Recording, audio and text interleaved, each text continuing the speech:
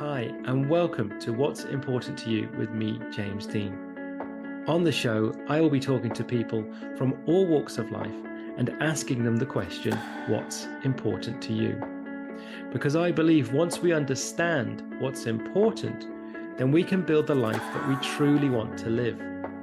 I hope you are inspired by the guests that I talk to and answer that question for yourself and build the life that you truly want. You can support the show by clicking on the subscribe button, sharing your favorite episode, or leaving your comments.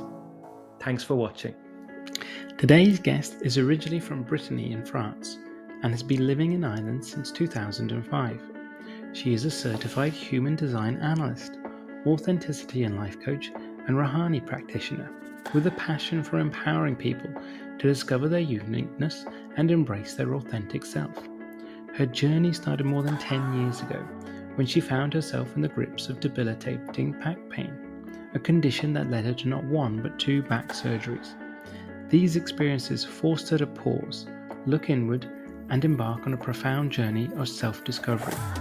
She realized that true healing was not just about her fixing her body, but also about understanding the root causes of her suffering. During this journey, she came across human design, which could be described as a user's manual for who you are. Human design, with its unique insight into our individuality and the way we are designed to interact with the world, played a pivotal role in her life. It made her realize that she has been living out of alignment with her true self most of her life. This was the aha moment that changed her life. She believes that discovering who you truly are, connecting with your true self, and embracing your uniqueness is magnetic and the cornerstone of a joyful life. Embracing your true self has rippled effects in all areas of your life, touching our relationships, career, and overall well-being, and leads to an aligned and fulfilled life. Today, we find out what's important to Marina Le Menn. Hi, Marina. Thank you so much for joining me today. Hi, James. Thank you very much for having me. I'm pleased to be with you. Yeah, delighted to hear. I'm really looking forward to this conversation. So, Marina, we're going to go straight into it with the first question, which is always is, Marina, what's important to you? So obviously I thought a lot about this question because I knew the podcast and I knew this would be the first question. So I'm someone who reflect a lot. So, to come back to the answer, to find the answer to this question, I made a list of everything that was important to me because so many things are important to me. And I'm someone as well, we like to process information. So I process all this and I was like, all this is really important, but for all this to make sense and to be applicable in my life, I need to really know who I am. And what's important for me, it's really to keep on discovering who I am and showing myself as I am, accepting myself and accepting who I am not as well. Very interesting. It's interesting that you said that because obviously you were having time to think about the question and the fact that you wrote everything down. It's really interesting because I'm going to go into the stuff you said there. But what's the really interesting thing is that is exactly how I started the show. So I had that question in my head about myself, what's important to me, because I was trying to start the business, I was transitioning from careers, and what do I do, and all these sorts of stuff. And I literally that same exercise that you just said, where I just wrote at the top of the page what's important to me and started writing and writing and writing, because I needed to get it out of my head. Because, and from what you were saying there, sometimes it's almost like if it's in your head, you don't even know it's there. Yeah. Did you find, because this is a question before I say the next thing, did you find when you started writing stuff, there was stuff on the paper that you didn't actually expect to see? Yeah, definitely. Yeah, of course. Yeah. Because, I really believe in writing and as well in the free flow, so letting your mind guide your pen, or I don't know, but Yeah.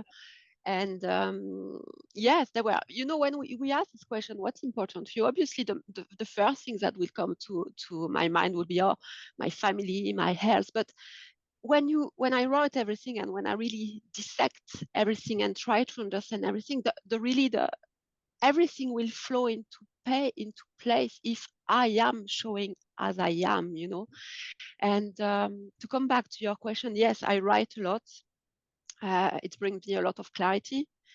And going on walk as well will help me to really, I'm someone who, and maybe we'll come back to that later, but I'm someone who thinks a lot, you know, all the time, nonstop.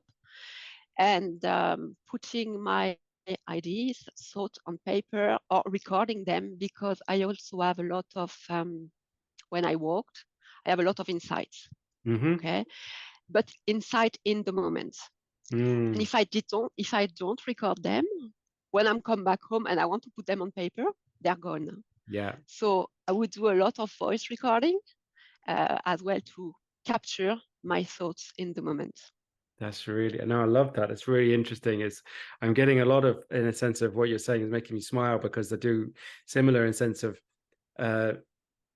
say, like one of the things I do want to say, like, if just to share there, a sense of, if I'm doing like an Instagram reel or something, I'm doing a video, and see people, they go, oh, they'll plan them and they'll script them and stuff. I find that really hard to script something, because as you say, it's not quite in the moment. So as I said before we start the recording, and people who maybe listened before, they know I have dogs, and I'll go walk the dogs, whether it's just down the road here where I live or across in the park. And I generally, like, I'll do a recording when I'm walking the dogs, but I'll only be thinking of what I'm going to say. I'll have a kind of a thought, oh, I wanted to talk about this, or I want to talk about this subject, but I won't know what I'm going to say until I start walking. So I'm just doing it there and then to put it out or whatever. So I find that. So is it the being outside? Is it the nature thing, or is it the walking? What triggers that for you, that gives you that bit of that clarity of thinking? I think, first of all, it's something that I've been made self-aware of, that this is the way I am designed to be, actually. And this is something that I didn't know 3 years ago. Okay, so this is through my experience, through human design. So I learned that I have a unique way of processing information. I have a unique way of taking decision, and I have inner intuition, which is very strong, which I have ignored for so many years. So now I just found myself and coming back to who I really am designed, I'm supposed to be, and going back to really, my own self, removing all the noise, all the conditioning, and going back to myself. So it's a lot in it's about the journey of discovering who I am, and then experimenting with this, embodying, and seeing where this leads me. So definitely, yes, the intuition, it's being quiet. It's quieting your mind. It's accepting that actually you need to isolate yourself. You need to be in silence. You need to remove the noise to be able to hear your own inner intuition. It's interesting, like, and you said it a few times already, which I find really interesting, because it comes up so much. You said it, that, you know, being finding out who I am is the way you put it, like, who am I type thing. So, and you said, you've been on your own sort of self-discovery over these number of years. So I'd love to know, firstly, in sense of the part why you went into the sort of, what triggered the sort of self-discovery first, and then we'll come back and I'll remember we're going to, what does it mean to be who you are? So what was the thing that triggered your sort of wanting to know more about yourself? So this is something huge, actually. So more than 10 years ago, I experienced a very painful pain. Basically, pain in my back and in my leg. So what happened is that I had a bulging disc. Oof. And the disc was pushing against my root nerve and against my spinal cord. So I didn't have the choice. My body said stop. and I had to stop. And I was someone that was always go, go, go, go, go, not taking the time to look around, having a huge to-do list, having wanted to be a wonderful mom, a wonderful employee, the best of everything, okay? But this I discovered later. But basically my body told me to stop. So this, I couldn't move, I couldn't walk, I was really restricted, and I'm someone very independent. I like my freedom. And I was in a bad place. This led eventually to have a back surgery, because this was the only option to feel better. So this led me to discover, mindfulness, meditation, to remove some bad habits as well. I'm someone who, I don't rely on medicine. Okay, yeah. I said that, but I went through back surgery. But, I really want to remove everything else. So I stopped smoking. I'd look at my, the way I was feeding my body, feeding my mind. I look at all that.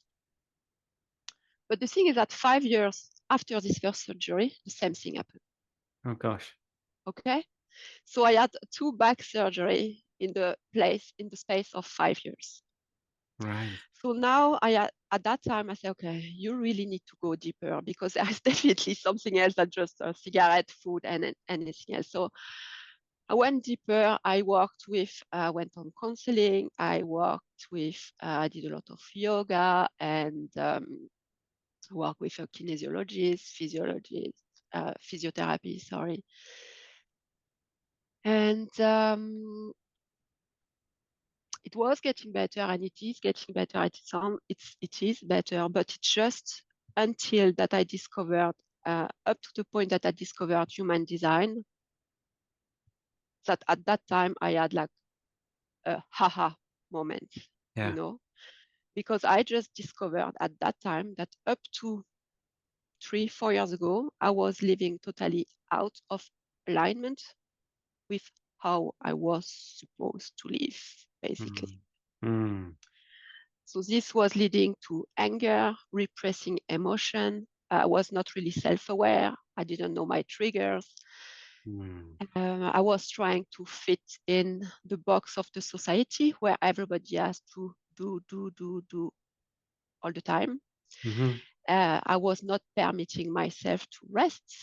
A lot of things. So I just discovered that I was a specific type, which is only 10% of the population. And I don't have this continual energy to do things. And 70% of the population has this energy to do things. So all my life, I've been trying to fit in a box that is not for me.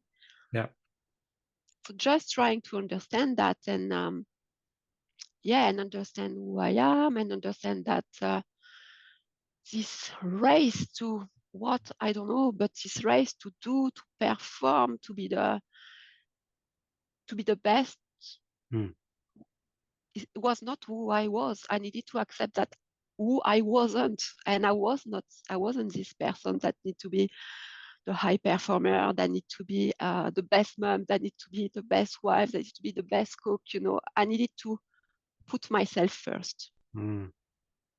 So this, I would say, to come back to your question, it's really like going back through my back surgeries, where really, my body telling me, Marina, you need to stop.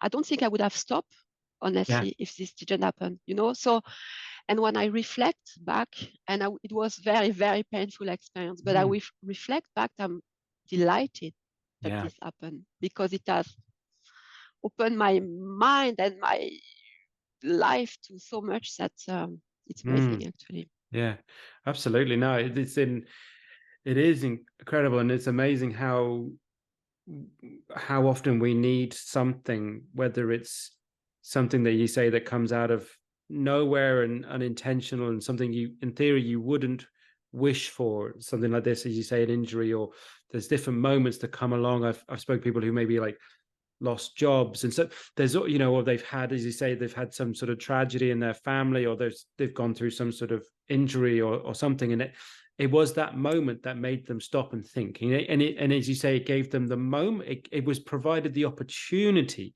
to stop and think, because you say it forced you into doing it. So I find that really interesting. And what I find interesting, though, is because you were talking about the perception of having to be, what you said, quote unquote, the best at whatever it was you were doing. And that very much is the we can fall into that trap of just doing more, is the answer to everything. Whether it be on a big society, we just need to grow the economy more, or we need to do, from that the highest level down to the individual. It's always about getting more out of ourselves, versus, well, is more always the best, or is it more the quality of what we're doing? Do you know what I mean? Is it just because you're doing less doesn't mean that you're less? Do you know what I mean? And that absolutely. versus defining that. When you because I want you to talk more about the human design piece as well, because I find that interesting. But before that, I really question, when you said you kind of discovered that you were when you said it, well, I'm actually living out of alignment to who I am. When that sort of penny dropped, or that light bulb, what was it like when you actually realized, I can actually do this differently? What was the moment for you like when I can actually be someone else? Actually, just you asking this question, and I feel it in my body. I don't know how to answer, but I just felt like something, wow, waving there, So I think this is what happened. It gave me a natural push to do things, and to go out of my comfort zone as well, because I was in my comfort zone. I was trying to fit in the box, as I said, as well. So it gave me permission to be myself. This is what it did. Yes. And when you got that permission, what were you doing then, or how were you being different from the before? What would you say would be some of the most sort of obvious things that if someone else, they'd be going, Jesus, that people would notice? Do you know what I mean? They'd be like, what would you say were the biggest things that you did, or how you were behaved differently? Just this, actually, being with you today, James. Actually, it's using my voice. I've been told that my voice is powerful, but since I was a kid, I've been told to be quiet, don't speak too loud. And reflecting back, when I was a kid, all the time I saw throat issue, or like a sore throat, and because it was restricted, I was not using it the way I should have done. And I was always, and we all have those um, self-limiting belief. I always thought that people will not get what I want to say, with my accent. And I had this, I had a lot of fears as well, because I had a lot of fears. And I know, actually, with human design, that if I want to do something in my life, I just need to, go with the flow and embrace those fears and learn from them, because they are here to teach me something. So I had this fear of inadequacy, this fear of not being perfect. And I just give them a big kick in this way. And I'm just like, I'm overcoming my fears, basically, finding my voice, and again, being myself and giving myself permission to rest. Don't want to do that. The house is in mess. I want to go on holidays alone. I'm going on holiday. Giving myself permission to be. Because I mean, from what you're saying there and hearing as well, is that thing of the word there as well of when you couple the sort of, as you say, in that box of just trying to do and achieve more, with then a perception of having to get the best and perfection in sense of that word, and then almost then bringing it in behind there, but just keep quiet while you're doing it. You know what I mean? Just like, oh, well, why are you even complaining? Almost like, oh, complaining, just get on with it type thing, It can keep you in that sort of narrowness. So you mentioned it a couple of times there. So I'm interested in the sense that when you I think you then teach it as well with human design. So for those of people who not come across it before listening, so can you tell me more about it and what the process and what it actually is? So human design, really, it's a combination of different principles. There is a little bit of ancient wisdom, modern science, and Eastern and Western philosophies. So it combines principle of astrology, numerology, chakra system, quantum physics, personality traits, and also the Kabbalah tree. So basically, based on the concept of the human design is that everybody is born with a unique map of energy and a unique map of specific qualities, gifts, but also weaknesses. Okay, and human design is just about trying to or understanding who you were born to be, who you are designed to be, and this basically it's based on your date of birth, time of birth, and place of birth, and it gives you a chart. And this is who you are prior to any conditioning from your family or from society or from any type of conditioning, basically. Interesting. And you obviously found that going through that process really helped yourself. Yeah. I always felt that there was something a little bit like weird, weird about me. And I didn't know what. But this was really like, actually, you're not weird. You're just exactly how you are supposed to be. Yeah. And you're different. Of course, you're different because you're 91% of the population is different to your type. So it did make sense. And it did make sense. When you say that, because it's an interesting one, you thought you were weird, and you thought you were. What was it that you made you think, oh, I'm a little bit different or a little bit weird? What were the things or the traits? I think it's about first. There is something about connection with people. Some people will straight away will be attracted to me, or some will totally be repelled. Okay, this is something that I know. I'm very well aware of. So this is one part. And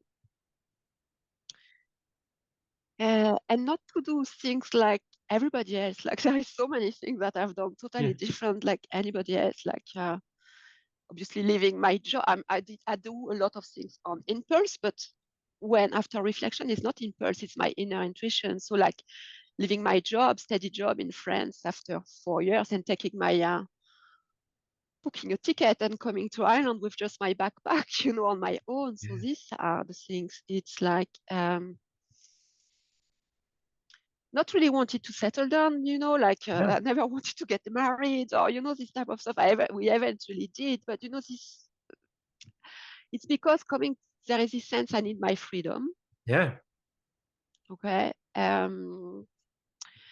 In the way as well at work, I've noticed as well a lot at work, I was always someone that want to initiate, bring new perspective. And I didn't understand that people were not like me. I thought that everybody should be like that, but this was bringing a lot of frustration. So I said, those little. Yeah, no, the reason I thank you for sharing, because I think it's really interesting what you say, because it's those sorts of traits or those sorts of wanting to do things, those things where everyone else has considered them different. Everyone else is considering it slightly weird, but in your own head, it makes perfect, logical, normal. You know what I mean? In your head, it's quite sort of sense. Why wouldn't you do it that way? Why wouldn't I ask this question? So it's the fact that the potential other people's reactions is kind of they're the ones looking at you going like you've got 10 heads or something. You're kind of going, but the way you see the world type thing, because it's interesting. So like obviously I'm sure people can notice from your accent already that you're French. So, and the fact that you're now living in Ireland is that, so but what I love about, I've spoken to a lot of people who are from different parts of the world and live in different parts of the world, because I'm the same. I have a mad sort of growing up space where I was born in Germany, lived on a British military base, so basically is where I grew up. And then I went to university near Liverpool in England. And then not long after that, I was only in England for another 7 months or so, did a trip around the world and moved to Ireland. And I've been in Ireland 18, 19 years now, and my better half is from Ireland originally, but we've been lived in 3 or 4 different places in Ireland, you know. So for me, because of my experiences and the way I've been, I could live literally, I feel like I could live anywhere in the world, and I'll just go. And I Yeah. have relatives, I know people who've literally never left the street that they were born on. So their Yeah. logic to me, that doesn't make sense. Like, and they've never Yeah. traveled, they don't even have a passport. So I get where you're coming from in some of those things, but you're kind of like, well, why wouldn't I just try? Yeah. Yeah. So it's so when you sort of like when you got to this point where through the process and you started to really embrace those things that made you unique, or you, how did that change your own sort of like the way you felt about yourself? Oh, it changed a lot. It gave me a lot of confidence. Yeah. Mm, Yeah, absolutely. Because basically it gave me what were my superpowers. It's a mm. little bit, you know, No, I love pretentious it. to say that, but it is true. What were my superpower, and also where were my, it's not weaknesses, but weakness, but where place where I could experience as well conditioning from society, and being aware of that as well is super important. Like, you could see that as a weakness, but also as another superpower that you just need to learn to live with and to protect yourself. Like, um, I know that I'm an empath. I'm very susceptible to the energy of the people around me. I would absorb emotional issue from people. I will absorb the stress as well from people. I will absorb the pressure of people. And it's being able to recognize those moments, to be self-aware, and to ask me specific questions. Okay, Marina, hold on here. You stress, yes? Is it your own stress, or is it somebody else in the house or somebody else at work that is stressed, and you're just absorbing that Yeah. and amplifying that? Um, so it brought me confidence. It brought me a lot of self-awareness. Mm, And it changed a lot, because it changed even in my relationship, you know, the way I communicate, the way, you know, I was expecting people. I don't know, maybe I was like naive, but I was expecting that everybody was communicating the same way, you know, yeah. but it brought awareness that everybody is really unique, and human design is a little bit the science of differentiation, actually. So we are all different, and what makes us different from one or the other. So um, like, I don't know, just to give you an example, in Yeah. family, you know, my emotional center is open, as I was saying, so I absorb emotion from the people around me. My son and husband, their emotional center is defined, so they are consistent in their emotion, they are fine, settled. But what was happening before I knew all that is that when they were in their high or low of emotion, I felt the need to understand what was wrong with them. I felt the need to fix them, when actually it was not my role. My role was just to protect myself and actually to step back and not trying to fix them, you know. So it's just little things like that, and this is just one example, but there are so Yeah. many examples that Yeah. Yeah. No, it's a really powerful example, actually, that one you just gave, because I think there's that I think is a common thing, because I speak to it's interesting. Obviously speak to a lot of people from one doing the show, and then just general and from a coaching people. And when I ask a lot of people, they say, "Oh, what, you know, if we're talking about jobs, for example, careers and stuff like that, they say, I'll say, I just want to help people." And when I thought about it, it's like, well, that's actually quite a human thing. Most people want to help each other. You know, whatever you can argue, 99% of jobs and service, they're all in some ways a helping of another person. But when we go to the level that you're talking about, when we're talking about sort of someone's emotional state, or just, and it's not a sense of something that's really traumatic, just as you say, because they've had a bad day yeah at work, a bad day at school, whatever the thing is, like they had a falling out with someone, or someone cut them off in the car. You know, it could be the smallest thing or the yeah biggest thing. But when you go from that, I just like to help people, to, as you say, to try and fix them in that moment. It kind of, you can get tangled up in yourself, Yeah. and then I don't know about yourself, because I've felt this before. It's like when you feel like you can't fix it, meaning you then take it on as, well, I failed in the fixing. So, but it was never about you. No. It was so when you again learned that you kind of had to be more sort of hold your own space and kind of just let them hold their space.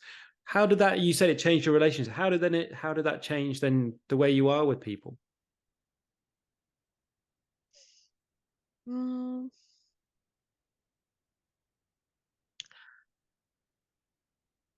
I don't know, actually. That's, I don't know how to answer this question. Because I don't know if people can notice. But I suppose even for yourself, though, do you think, did it give you, were you becoming less sort of emotionally involved yourself then in the situation?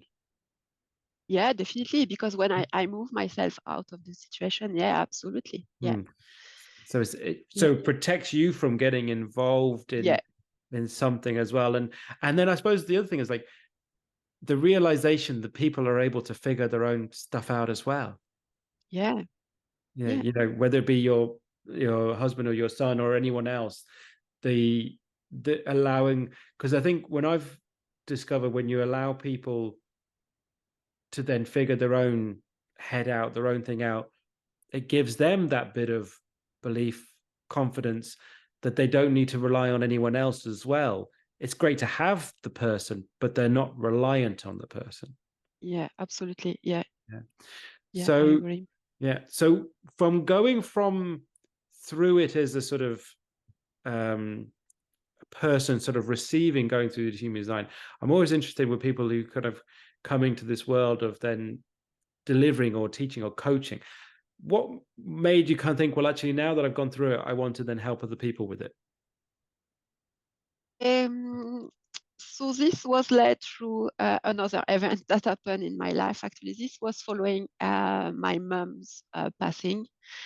She passed away. She was quite young. She was 63, recently retired.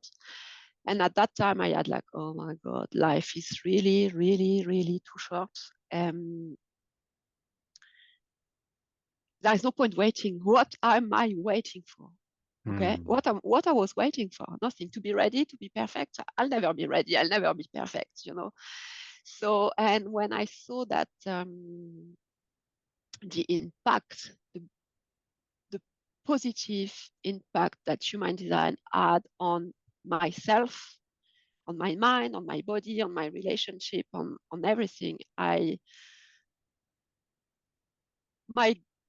really want to share this. I want to make this tool. I want people to be aware of this tool. Okay, whether they work with me or not work with me, I really don't mind. I want people to be aware of that, and that this is something that they could use to go back to themselves, to live authentically as they were born to be, basically. Interesting. No, it's really powerful. And who are then who are the people that you sort of try and look to work with, or who are the people that you work with? That's a super great question, James. If I could answer, I would tell you. I don't know, because the problems that I have as well, and that I'm totally accepting, is that I can't niche myself. Yeah. Or not yet. I don't know. So today it looks like it's women. Maybe in 2 years it will be teenagers. I have no clue. Yeah. Okay. And I really believe as well that I'm on my own path. So what I'm telling you today will probably be changing tomorrow, in 1 year or 2. And I'm experimenting with myself and with the people that I'm meeting. I'm learning a lot from them. They are learning from me. So at the moment, I see that they are really, because I'm definitely having more impact on the people that are a little bit like me. So I would say, and actually I totally forgot to mention that, but And this is probably the most impact that I have with the human design so far. It's people that could feel tired all the time, with this pressure of doing. This is what I was experimenting. I forgot to mention that, but actually this is Yeah. really Yeah. important. I felt for many years that I thought I had chronic fatigue, where actually I didn't. It's just like I was overdoing it and not resting. So people who feel this way will definitely resonate a lot with me in terms of human design. So yeah. Yeah. But it's not an easy question to answer because I Yeah. don't know. I don't No, know but because there is opportunity in human design yet to understand yourself, to avoid burnout, to identify, to improve your relationships, relationships to yourself, to have an impact on your career, communications, a lot of things. But yeah. Well, no, the thing is, I love you sharing it and so honestly as well, because it's also the fact it demonstrates that you are still going through the process you're going through, because the fact that you are trying to, as a continual process, to work that out and work and figure it out, the same probably what I have been doing over the last year or so as well, in sense of who is from a business, they call it a marketing perspective, your ideal client and all this sort of stuff. I've heard it so many times now, I'm going blue in the face with it. You know what I mean? But it is genuine in there. But it's like the fact that you're kind of like myself in some ways, trying to still figure that out and getting closer to it, but not beating yourself up about it. That would have probably been no, the older version of yourself would have got really frustrated and sort of like, well, it has to be perfect. Why can't I figure this out? So the fact that you're in that space is demonstrating the changes you've made. But the point then that you also said there is that, and I think there's definitely people who are versions of yourself as well, who are absolutely exhausted, who are literally trying. And because this is, I went to Niall Brezzi. He did a talk here in Mullingar. He's doing his like podcast live around the country in different venues, and he was here in Mullingar a couple of weeks ago. And one of the things he was talking about, and this is what I found was really interesting about sort of his world in the sense of his perspective on the sort of well-being world, if you want to call it, was this idea of exactly what we were talking about at the beginning thing of like, oh, you just need to do more. You know, what you need to do now is, you kind of mentioned, oh, you need to go to the gym, is what you need to do for your health. You need to cook your meals from scratch, and you need to go to yoga, and you need to do this. So these already exhausted people who are burnt out from their careers, burnt out from trying to mind families, they're now told you need to get up early to go to the gym. You need to then fit in your meditation as well as that. Then you need to do this. So they've just got more stuff to get through. Versus, what if you actually just stopped? Yeah. Because you don't necessarily need to go to the gym. You don't necessarily need to do mindfulness as well, and meditation, and this and the other. And they literally, I've thought about it, if you were to literally add up all the things that you're quote unquote supposed to do, you literally would not have time in the day. You would run out. So I found it interesting. Is like, it's not necessarily, as we said earlier, to do more or think you have to do it all. So I think from what you were saying to me, that person essentially that was you those few years ago will definitely obviously benefit, because you were that.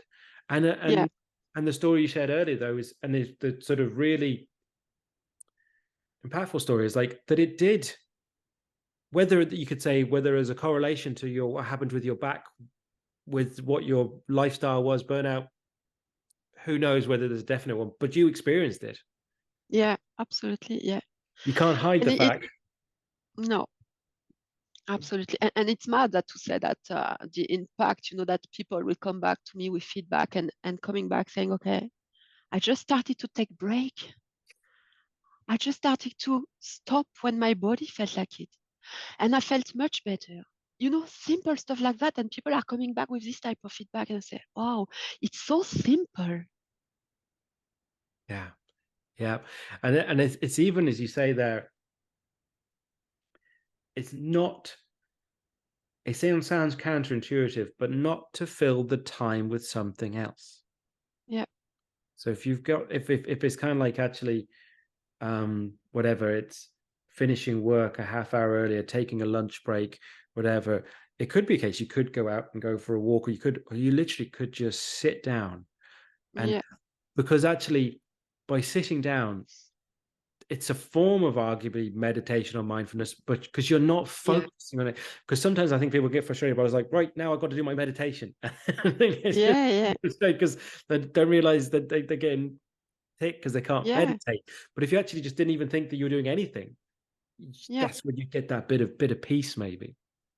Absolutely. It could be to, I'm not able to meditate, but what I would do is just sit down and put a 5-minute lovely piano song on my phone and just sit and listen to this. And this will be when I need to quiet down, quiet my mind, quiet everything, this is what I would do, And it doesn't take long, but it's just 5 minutes and you reset. Yeah, 100%. Absolutely. So because you said it, so you have been working with people then yourself. So you said one of the reactions they get then. So what are, when you've gone through this with other people, because you've done it from being the person who went through it. So when you're then working with someone else and you take them through the process, what's the sort of reactions you get from the people that you work with? So something that is very interesting actually is that when I present the information to the people, it's like they know who they are, they knew about it. There is nothing surprising. But it's just that, again, all they knew about themselves has been, I don't know, covered by all the background noise, the society. And it's just, oh yeah, I know I'm like that. But do I really respect this? Like there is a lot in human design. There is decision making, for example, is one example. Decision making, you don't take decision in your mind, you take decision in your body. And some people will take decision, like this gut response, to something. Is it a hell yes, or is it like no? Some people will be like me, it's in the moment, it's a whisper, and if I'm not grounded, I won't get it. So, and it doesn't repeat. So I need to be grounded to hear my decision.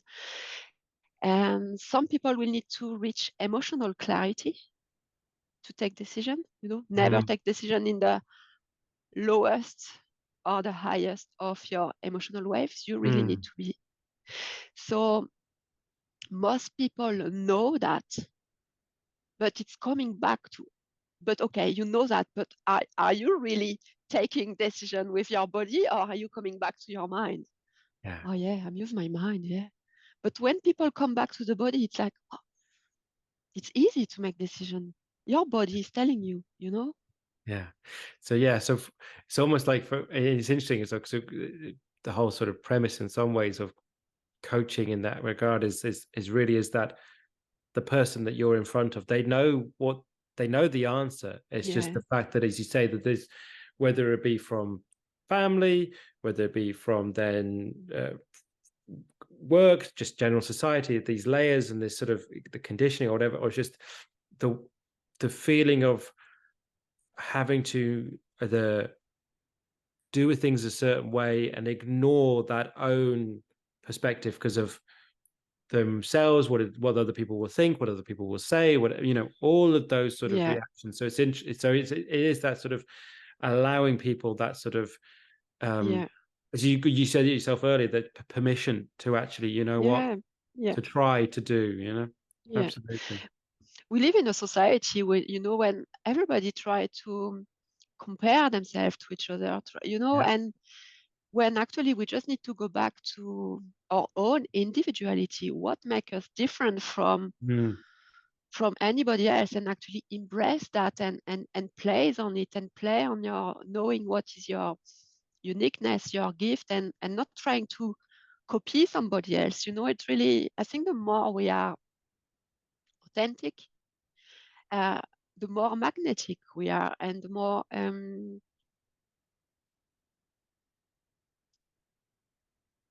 it will bring a life of alignment and purpose, and you'll be fulfilled, if you really are yourself. Yeah, 100%. Totally agree. One of the questions I love to ask everyone when I chat to them on the show, Marina, is about things like quotes and phrases. I think they can be quite powerful and quite transformative at times. Are there any quotes or phrases that are important to you? Yeah, there is one, and it's something that I'm using a lot actually. It's about, it's Aristotle, and it's knowing yourself is the beginning of wisdom. Because yes, listen, based on everything that I said and based on what my own experience as well, I really think that knowing who you are is No, love it. bring a lot of wisdom. Yeah, no, I love it. And I think that's the first time that Aristotle's been quoted at me in the show, which is great though, because it says like, and it's the fact that it's like from how long ago and it's still beyond resonation today. Like, it really is like and it is the wisdom in itself in the quote, but then it's that thing of, as you say, I think it's such a simple one, but really is a powerful one. I love that. The other one is like, who do you think have been your biggest influences? It's not an easy question to answer because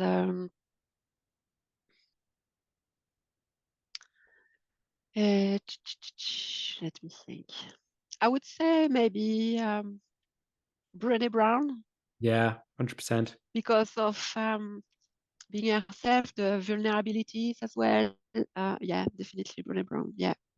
Oh no, I'm 100% with that. I think I only discovered Brené Brown when I did my coach training. The instructors there were very much spoke about her, and so then I obviously watched all of her TED talks, and I have most of her books. I think I've read them all, and we've spoken to other people on the show, have spoken about it before, and agree in the sense of that vulnerability. And what I loved about herself, and it kind of reflects in a sense of one of the questions we spoke about earlier, in the sense of when I asked you about who do you want to work with, you're like, well, actually, I'm still trying to figure that out. The fact that as well that when Brené talks or in her books, it's the fact that she's still trying to figure stuff out. She's like, I don't have it right all the time. It's that admission of, and she's been doing research in this for years, and she's, and so I love the fact that you say that she does, it's the preaches what you say type thing, that it's that she's vulnerable, when she's talking about vulnerability, and it goes back to the thing we talked about at the very beginning of like, you don't have to have all this figured out. No one does. Like, that's because when you start to get to that point, we think I have to know. That's when you get to the situation where you were before, and it gets to this spiral of burnout. No, I can totally agree with her in a sense of, and is that more of a recent going into it because you've been going through this process? Yeah, I think it's the same as you actually, James. It's following my coaching course. Yeah, I think I read a lot of books, and I discovered there, and No, I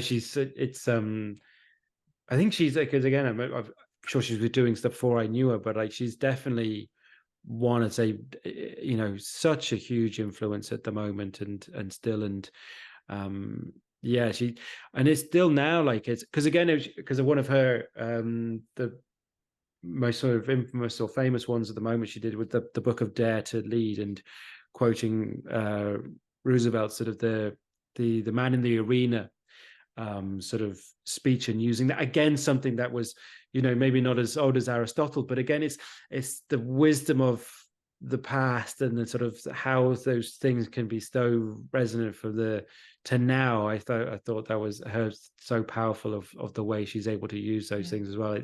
We could literally do a whole podcast, I'm sure, on Brené Brown. Very good.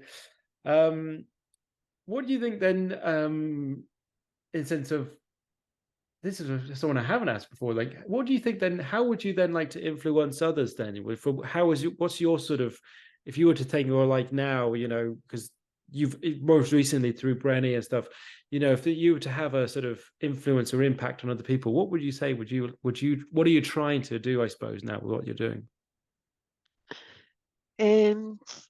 It's going to be very simplistic answer, but just being me. And And some people will resonate with that and some will not, and it's fine. And yeah.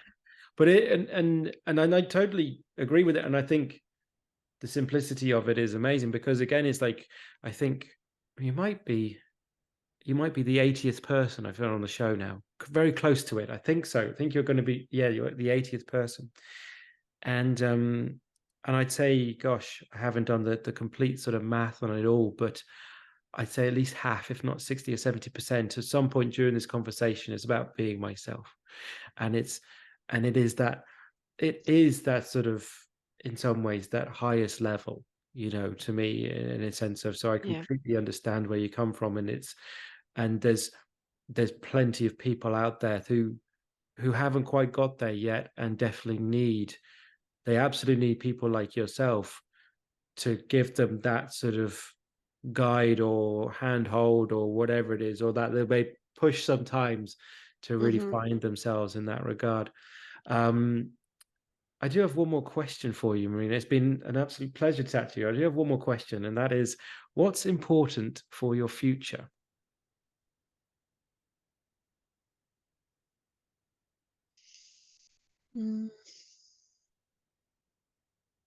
I think it's to keep working on myself, on my personal journey, on keeping on peeling all the layers, and going deeper when it hurts, and try to understand why and Yes. Yeah. Because, again, coming back to your initial question, if I don't do that, how can then later this will have an impact on everything else? So because yourself, this is a journey that we are on until the end of our life. Yeah. So and I actually love the fact that you just said keep going when it hurts, because this is like, I think that's a really sort of important thing to highlight, because the reason as well, like we spoke at the very start of the chat, and you said about you doing the free writing and the free flowing writing, and that's how we both had it came up. We both did that sort of. I implore anyone to do that, whether it be this question or any question, piece of paper, write the question you want to answer, and just don't think, just write. It's really, can be a really powerful exercise. But the whole premise, in a sense, of me asking this question of what's important, and I hope people sort of realize this, it doesn't mean you don't do the stuff that's hard. It doesn't mean that you don't do stuff that's going to be painful, that's going to be hurt. It doesn't mean you get to do the stuff that you always like all the time, because there's an element of everything where we still have to do stuff that we don't maybe enjoy, that we know that's going to be painful, that we know but because it's, in the end, it's still important. So important doesn't necessarily mean enjoyable the whole time. And it's like, you know what I mean? So I think that's a really powerful thing that you just shared there. It's like, okay, this is going to suck, but I have to do it. Yeah, absolutely. And you grow from it, Yeah. So 100%. Yeah. 100%. I totally believe in going out of your comfort zone and pushing yourself, even if it's like, oh yeah, you're going backwards, but yeah. Yeah, 100%. As I say, it's been an absolute pleasure to chat to you, Marina. I want to make sure that people know that they how to find you, how to support you, how to follow you, how to work with you. We'll make sure all of your links are in the show notes. But if you would like to give a shout out now of where people can follow and connect with you online. Yeah, absolutely. So thanks a lot, James. It was absolutely lovely to be with you today. People can find me online on Instagram with Coaching with Marina. It's very easy. And also I have my website, which is coachingwithmarina.net. Fantastic. And on LinkedIn, my name, Marina Le Menn. Lovely stuff. And let's say all of those links will be in the show notes as well. So you'll be able to find Marina there. So please make sure you follow and connect with her. And again, once again, thank you so much for chatting to me today. Thank you, James. Thank you for watching or listening to this episode. I really hope you enjoyed the conversation. To support the show, please subscribe on your favorite platform, share your favorite episode, get involved with your comments, and give the show a rating. If you want to learn more about what I do, you can follow me at James Dean Coaching on Facebook and Instagram, connect with me on LinkedIn, or check out my website, jamesdeancoaching.com.